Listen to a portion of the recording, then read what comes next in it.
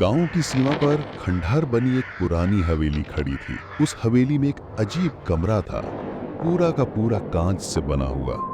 दीवारें, छत और फर्श तक सब जगह सिर्फ कांच। गांव वाले कहते थे, जो भी रात में उस कमरे में जाता है उसकी परछाई कांच में कैद हो जाती है और वो कभी वापस नहीं लौटता। लेकिन दीपक, जो गांव का जिज्ञासु और साहसी युवक था, इन बातों को अंधविश्वास मानता था। एक रात उसने ठान लिया कि वो उस हवेली के कांच वाले कमरे को खुद देखेगा। अंधेरी रात थी, चांद बादलों के पीछे छिपा हुआ था। दीपक हाथ में टॉर्च लेकर हवेली में घुसा। जैसे ही वो कांच के कमरे में पहुंचा, अचानक एक ठंडी हवा का झोंका उसके शरीर से टकराया। उसे लगा जैसे कोई अदृश्य शक्ति कमरे में उसका स्वागत कर रही हो। दीपक ने टॉर्च की रोशनी दीवार पर डाली। वहां उसकी अपनी परछाई खड़ी थी, लेकिन कुछ अजीब था। परछाई उसके हर हाव भाव की नकल नहीं कर रही थी।